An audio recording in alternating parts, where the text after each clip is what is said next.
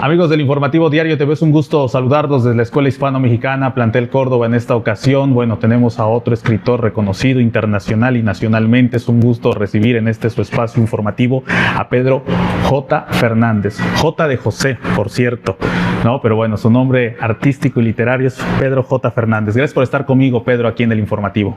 Muchísimas gracias. Oye, platícame un poquito. A ver, ingeniero y escritor, ¿cómo haces esta combinación?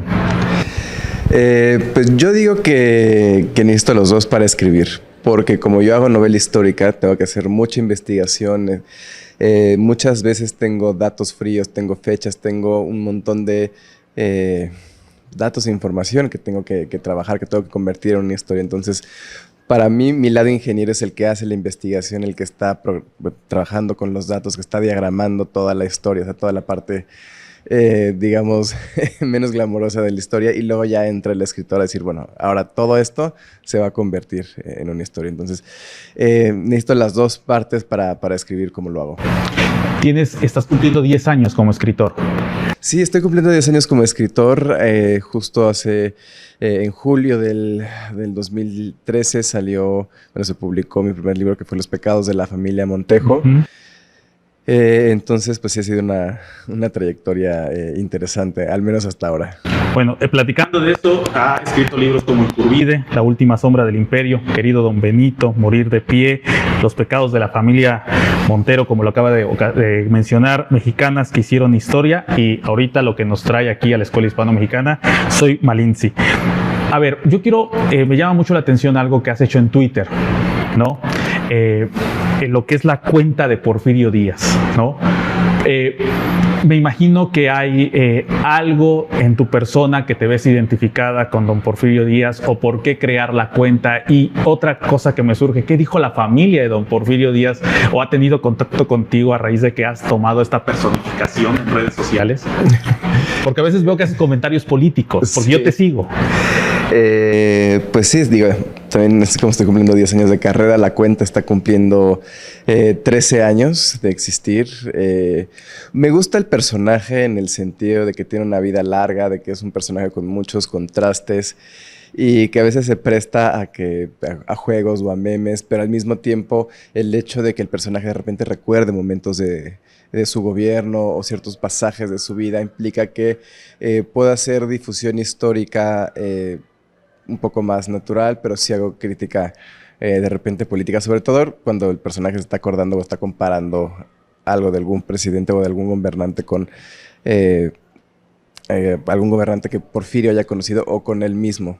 Me ha pasado mucho que de repente tengo tweets que reciclo o sea, van cambiando gobernadores de diferentes entidades o cambia el presidente, y luego reciclo tweets y que acaben perfecto. Entonces digo, al final pues es básicamente lo mismo, pero es interesante cómo puedo jugar con eso.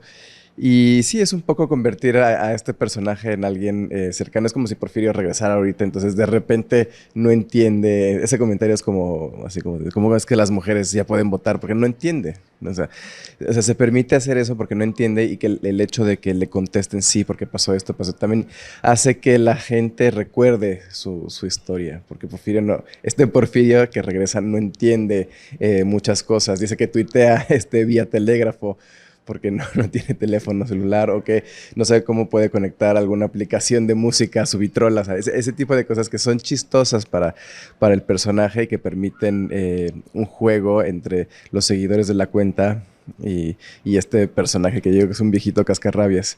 No he hablado sí conozco a los familiares, no he hablado con los familiares de la cuenta en sí, pero tengo miedo de lo que vayan a opinar de este. Al final es una parodia. Entonces, la verdad, no sé qué vayan a opinar de la parodia. Te lo pregunto porque, bueno, seguramente el crear esta cuenta en donde hablas de primera persona tuvo que ver mucho en que la mayoría de tus novelas estás hablando en primera persona. Y me pregunto, tú desde tu persona, ¿les pides permiso a estos personajes históricos para decir, voy a hablar a tu nombre? Hay como esa retrospección de decir, me voy a atrever a hablar a nombre de ellos. Es complicado, sí es, porque estás investigando al personaje, sabes que fue un personaje real. Mientras más te metes a su vida, más te cae el 20 de todo lo que vivieron, el tiempo, su vida familiar, su vida íntima. Entonces, más bien, mientras más los investigo, más respeto les tengo al escribirlos. Y a mí me gusta mucho la primera persona porque yo crecí con Yo Claudio. Fue desde niño fue mi novela histórica favorita. Entonces, ese hecho de, o sea, cuando Yo Claudio está empezando y te está contando su vida como si fuera un chisme y te está contando la parte del Imperio Romano, pero desde adentro. Para mí era, ojalá se pudiera escribir ese tipo de novela en México. Entonces, cuando dije, bueno, es como el cliché de si no existe, escríbelo tú, así escribo las novelas. Estos personajes que están contando su historia, lo están haciendo de dentro. A veces lo estoy contando como si fuera chisme, porque al final la historia es chisme, ¿no?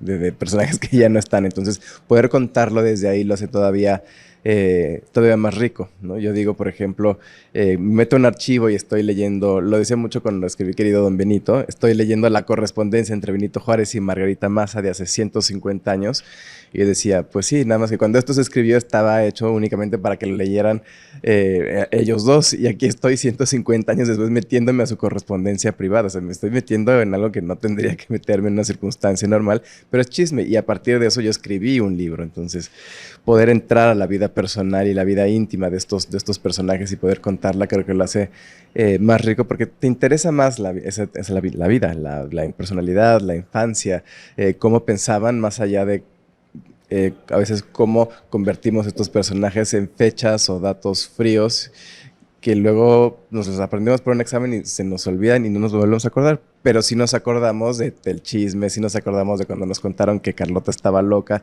de todo eso sí nos acordamos. Entonces, si nos cuentan la historia así como chisme sabroso, pues es lo que nos queda. Oye, ahorita acabas de tocar un punto importante, cómo cuentas las historias, ¿no? Y ahí me nace la siguiente pregunta. Ahorita hablas un poquito del desarrollo de tu investigación. Yo a veces he platicado con escritores que me dicen, yo voy y me paro en tal calle donde sucedió cierto acontecimiento y de ahí empiezo a tener un contexto, leo bibliografías, tal. ¿Cómo tú vas preparando un libro? ¿Cómo se va preparando? Un ejemplo, a ver, la mayoría de tus libros han estado sobre el siglo XIX, Malitzin es otra época donde sí, no creo que haya sido con códigos y investigado. ¿Cómo se fue desarrollando o cómo se desarrollan estas investigaciones de tu libro? Fíjate que a mí no me gusta visitar los lugares porque luego me pasa que voy y visito los lugares y luego llevo mi cuadernito y los estoy describiendo, y a la hora de hacer la investigación digo, bueno, es que eso no existía, ya cambió la calle. O sea, hay muchas cosas que han cambiado durante el tiempo, entonces luego corro el riesgo, y sí me pasó con un par de libros, de tener anacronismos de, pues, cambió la ciudad, cambió la calle, cambió el edificio, incluso hasta cambió de nombre. Entonces, a mí yo lo primero que hago es que cuando escojo un personaje, busco la ficción histórica que se ha hecho alrededor del personaje. Pueden ser novelas, pueden ser series, telenovelas, películas, porque quiero saber cómo otros lo han tratado para saber qué voy a hacer yo diferente. Y también te dan una idea, un poco un bosquejo general de, pues, por dónde va la vida del personaje. Y por eso, ya que estoy haciendo la investigación, tanto en ensayos como en archivos, estoy buscando qué es lo que otros no han contado del personaje, o lo que otros no les han dado la importancia de ciertos aspectos de su vida. Entonces, a partir de ahí, pues hago la investigación del personaje, de la época, para hacer la ambientación, de los personajes periféricos de este personaje, y como dije, bueno, voy bajando todos esos datos. Y al final de los libros está la bibliografía general de los libros que se encuentran más fácilmente para quien quiera seguir investigando, pero si no, voy a poner el documento 43B del archivo de no sé dónde, ¿no? Entonces, sí hay una investigación detrás, tanto en archivos como en la parte de ensayos, y que pueden encontrar todos. Y a partir de ahí, pues voy diagramando qué es lo que voy a contar del personaje, cómo es la personalidad también del personaje. Me ayuda mucho si el personaje es escrito, o tenemos cartas, tenemos diarios, tenemos proclamas. De los personajes que he escrito, del que más tenemos textos es Iturbide. Iturbide escribía muchísimo, entonces poder ver cómo escribía o cómo pensaba, sobre todo en estas cartas, como digo, estas cartas familiares o cartas amigos que te da ese contexto íntimo de cómo era en lo privado, porque a veces tenemos una idea de si debe ser un personaje muy serio, porque vemos sus fotos o vemos sus pinturas, y de repente, por ejemplo, ver a un Benito Juárez campechano o un Benito Juárez que era súper cursi, igual que Porfirio también era muy cursi cuando él escribía cartas a sus esposas, o que le gustaba bailar, a Benito Juárez le gustaba bailar muchísimo y rompe con las imágenes que tenemos. Entonces busco eso que en lo personal y en lo íntimo rompa con las imágenes que tenemos para poder crear nuevas visiones de estos personajes y que al final nos ayuden, uno, a que los lectores cuestionen la historia que ya conocen, y dos, que se permitan crear su propia versión del personaje y no la que les enseñaron en la escuela. ¿Cómo ves que México, cómo nos ha formado históricamente en el oficialismo? Sí, bueno, el tema de México es que cada presidente que llega tiene su versión de la historia y impulsa sus héroe favorito, ¿no? O su héroe favorito, o héroes favoritos. Entonces, a todos los presidentes de los últimos, de los últimos 200 años han tenido sus personajes favoritos y los hemos visto cómo los impulsan, pero al mismo tiempo tenemos personajes que no les gustan e intentan esconderlos debajo del tapete y se van creando historias muy extrañas del oficialismo, de cómo debería ser nuestra historia, y luego así se enseña en las escuelas, evidentemente así se dan en los discursos. Digo, hay personajes que sí se mantienen más o menos a lo largo de todas las presidencias, digamos Juan Escutia o Emiliano Zapata, pero hay otros que van y vienen.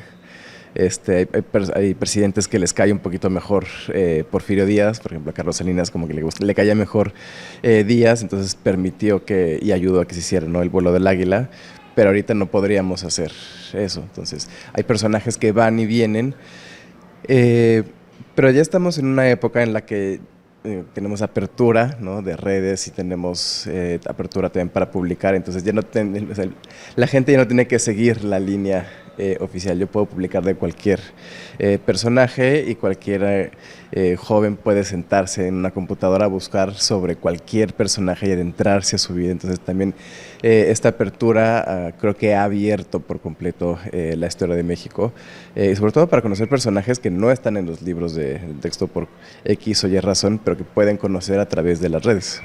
Antes de entrar con John Malizzi, me voy con una pregunta personal que siempre me gusta preguntarle a los escritores. ¿Cómo es tu espacio de trabajo? ¿Cómo es esa mesa? No sé en qué escribas en computadora. Hay algunos que me dicen que todavía en máquina de escribir o en apuntes y después se los pasan a alguien más. ¿Cómo es ese espacio? ¿Hay una flor? ¿Hay un retrato? ¿Cómo es el espacio donde escribes? Un caos. Yo todavía escribo a mano. Me gusta mucho escribir a mano. Porque creo que el proceso mental es diferente. Estamos tan acostumbrados a pensar rápido porque tenemos que teclear, que el momento que estás escribiendo y tienes que decirle a tu mente, bájale 2 rayitas, porque tienes que pensar bien qué vas a escribir y cómo lo vas a escribir, es otro proceso mental. Y yo digo que la primera reescritura la hago ya que tengo un capítulo escrito y entonces lo transcribo ya a la computadora, entonces ya hay una reescritura. Y también otra cosa es que el cuaderno no tiene internet, entonces eso me permite aislarme, porque muchas veces si estamos en una computadora tenemos la tentación de, bueno, voy a ver mis redes, voy a ver si me llegó un correo. A veces no sabemos cómo desconectarnos del mundo, entonces también un cuaderno sí me permite decir, o sea, voy a alejarme de todas las pantallas durante 2 o 3 horas y voy a escribir lo que tengo que escribir porque pues es el libro. Entonces de verdad ayuda mucho, y sí, el proceso mental es completamente diferente. Y generalmente estoy rodeado de estos libros con los que estoy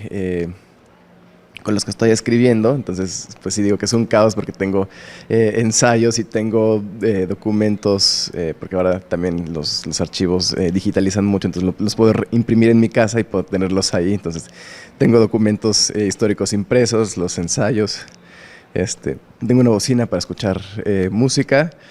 Lo de la época, algunos sí son retrospectivos en eso. No uso soundtracks de películas, me gusta escribir con soundtracks de películas porque generalmente los cargan de alguna emoción. Entonces, si necesito escribir una escena de batalla, pues puedo escoger alguna escena de batalla de alguna película de fantasía, o si quiero una película, si voy a escribir una escena triste, pues igual agarro una película romántica, o sea, porque sí, o sea, los soundtracks traen mucha carga de sentimientos, entonces ayuda a ponerte en el mood para escribir.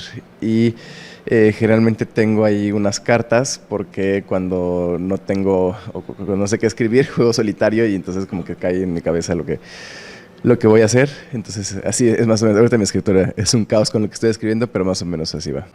Vamos a entrar el motivo de la entrevista y agradecemos a la Escuela Hispano-Mexicana que nos esté aquí en la biblioteca. Soy Malitzin, y si me permites vamos a entrar de lleno. Es esta novela histórica y bueno, me sorprende que creo que un interés que tú tenías, y si no me corriges, es saber qué fue de ella después de que es la caída de Tenochtitlan, porque gran parte del libro también veo que tiene que ver con esto. ¿Es así realmente?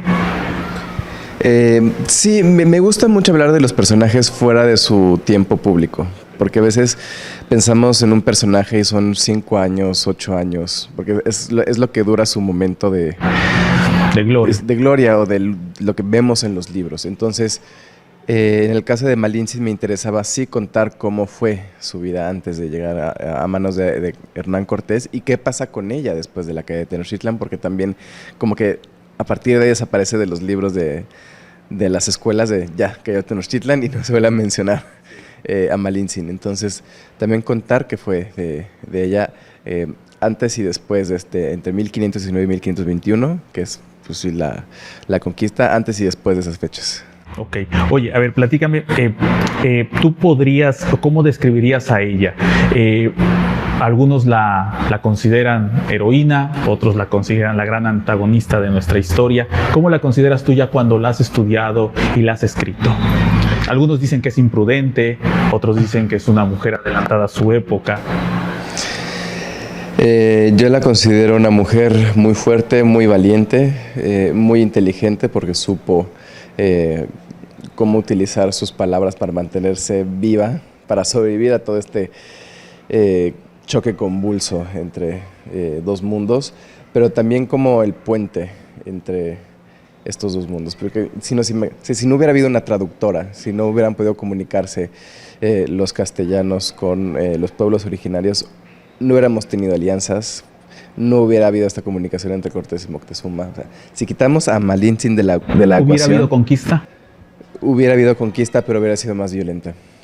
Al final, ella es la prueba de que pues, la comunicación finalmente tiene una importancia vital. Muchas veces Hernán Cortés, siendo tan atrabancado, llegaba a un pueblo y quería destruir todo, y Malintzin pues les explicaba, no, es un pueblo de guerreros, es un pueblo de esto, y generaba ya esas alianzas y esa comunicación.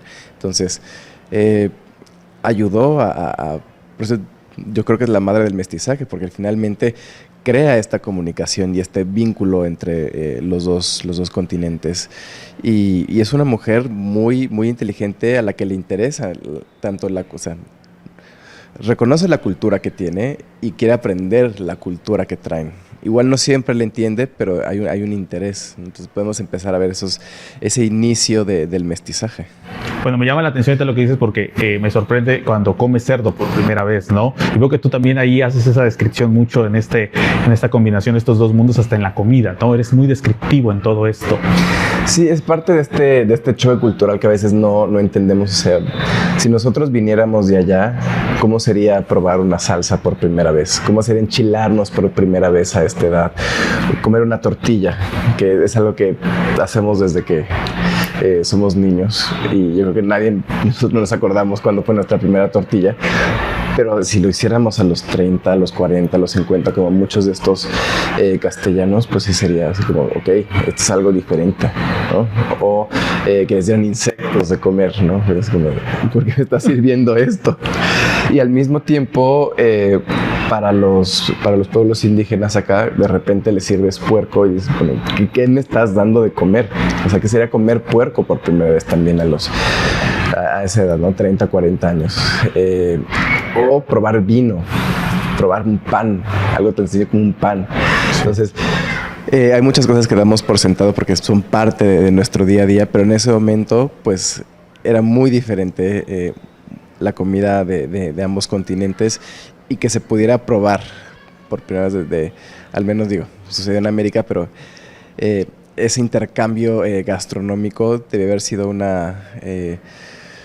pues algo increíble. Entonces me quise también enfocar en ese intercambio cultural, ¿no? Cosas como, y está escrito en la visión de los vencidos, como, o sea, no es que los españoles no tuvieran higiene, pero no se bañaban tan seguido como los pueblos indígenas. Entonces, pues sí, de repente los pueblos indígenas decían, bueno, es que los españoles como que huelen un poquito feo. Digo, lo que usan en el libro son descripciones más. Pero, o sea, es eso, es ese choque cultural. Y yo creo que donde más lo vemos es en la parte religiosa, donde ahí sí nunca se pudieron entender, ¿no?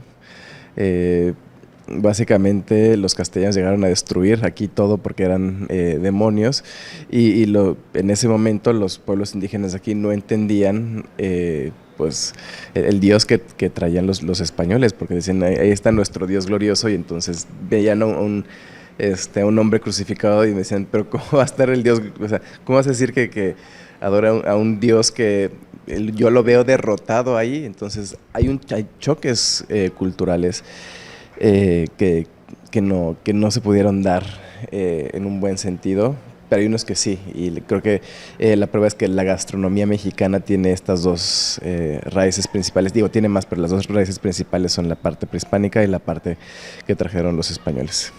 Veo en tu obra por primera vez a una Malitzin no sexualizada. En las obras, en las series y en algunos libros siempre la sexualizan a Malitzin. Este es un respeto de tu persona al personaje que descubriste dentro de tu investigación de esta niña de 14 años que la regalan como esclava. Así es como sucede, así yo lo interpreto, tú me dirás. Y además, porque bueno, hay una primera hoja en tu libro que me llama la atención, que bueno, esta como especie de carta que ella nos dirige y habla de hijos, ¿no? Sí, ¿Nosotros somos esos hijos o es a alguien en específico? Sí, le está contando su historia a Martín Cortés, okay, que fue el hijo que tuvo con Hernán Cortés. Pero, pues también, o sea, Malintzin a veces sí la pintan como si fuera una Salomé bíblica. Pero, digo, así la pinta, o sea, Rivera la pinta desnuda, ¿no? Pero, o sea, Malintzin no tenía tiempo de hacer esas cosas. Malintzin era una niña entrando a la adolescencia que estaba tratando de sobrevivir a todas estas guerras, a todo lo que estaba pasando alrededor, ¿no? O sea, no tenía tiempo de andar, yo creo ni interés en todo eso. Al final, insisto, pues era una niña entrando a la adolescencia. Entonces, pues más bien estaba tratando de ver por ella misma, estaba tratando de encontrar su identidad y de respetar sus raíces y de rezarle a sus dioses para que le ayudaran a salir adelante. Entonces yo veo a esa mujer, ¿no? Digo, eventualmente pues sí, va a tener un hijo con Hernán Cortés y yo siento que fue más pues yo creo que como todos en ese momento de repente nos enamoramos de alguien y estamos confundiendo quizás la admiración con otra cosa. Quizás sucedió así o no, así lo planteo. Pero al final, pues durante la conquista, pues Malintzin, o sea, era doña Marina, era una mujer que estaba tratando de sacar su inteligencia para sobrevivir y estar ahí, y pues yo creo que eso es lo que tendríamos que ver, ¿no? Sexualizarla yo creo que la saca uno de su edad, porque sí, siempre en estas series, en estos murales, en estas películas, siempre le doblan la edad de lo que debería tener, y pues es no entenderla, ¿no? Porque o sea, no estaba ahí para seducir a Cortés, estaba ahí para sobrevivir ella y para hacerle útil a los castellanos, porque en el momento que dejara de ser útil iba a ser como las otras esclavas que sí estaban violando y que sí estaban en unas circunstancias penosas, ¿no? Y pues al final también Malintzin era, o sea, si lo vemos desde el punto de vista actual, pues era trata, o sea, era una esclava que si no hubiera aprendido a ser, si no se hubiera dado cuenta de su don de lenguas, pues sí hubiera sido tratada igual que las demás. Entonces, pues no, yo no veo a esa Malintzin que seduce a Cortés y que hace un montón de cosas que de repente la vemos hacer y digo, no, esto es más, es que luego le achacamos, o sea, todo lo que no nos gusta de los mexicanos, incluido el machismo, se lo aventamos a Malintzin, ¿no? O sea, Malintzin es la mala, o sea, es como...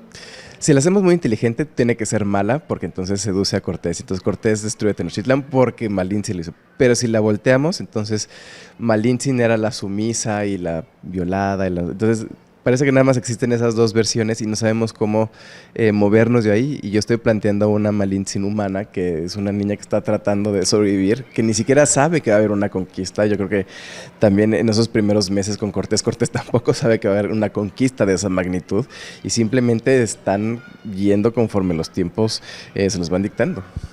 Bueno, por último, has venido ya 3 veces a la Escuela Hispano-Mexicana, me decían. ¿Cómo encuentras el sistema de lecturas de la Escuela Hispano-Mexicana? Ahorita vi la interacción que tuviste con los alumnos, ayer una presentación del libro. A mí me encanta, porque me hubiera gustado que fuera así en mi escuela. En mi escuela leímos libros muy viejos y siempre leemos los mismos. Les decía a la maestra Marilu que yo leía siempre La cabaña del tío Tom. Leí como 4 veces La cabaña del tío Tom, ya no puedo con ese libro. Entonces ya. La acabé odiando. Pero leíamos libros muy viejos y no nos daban la oportunidad de escogerlos. Leía yo, lo que me gustaba lo leía yo en mi casa, pero si hubiera tenido la oportunidad de leer esos libros en la escuela y de poder compartirlos, yo creo que hubiera sido increíble, porque al final, pues todos tenemos libros que nos gustan, que son parte de la familia, que descubrimos en algún momento, y poder compartirlos porque sean parte de... Bueno, y ahorita que vemos que son, que se convierten en actividades, que se convierten en otros procesos culturales, yo creo que está increíble, porque cuando yo era niño, pues leía el libro y lo cerraba y ahí se quedaba, pero aquí tienen la oportunidad de convertirlo en algo más y de que las letras estén vivas. Entonces yo creo que es un proceso increíble porque compartimos la lectura y demostramos que estas historias pues sí resuenan dentro de nosotros y así como resuenan en nosotros van a resonar con los demás. Pedro, me gustaría que al público que nos está viendo presentes tu libro en un minuto y digas que lo compren y en dónde. Ok. Pues a todos los que nos están viendo los invito a leer Soy Malintzin. Es un recorrido íntimo y personal de viva voz de Malintzin por la conquista, por esos los últimos días antes de la conquista y cómo se va gestando los primeros años de la Nueva España. Entonces les va a encantar, lo pueden comprar pues en todas las librerías del país, está en formato digital y en audiolibro. Quiero agradecer a Pedro J. Fernández haber estado con nosotros el día de hoy aquí en el Informativo Diario TVO. Muchas gracias por estos minutos y yo creo que quien gana es nuestro auditorio. Muchas gracias, Pedro. Gracias.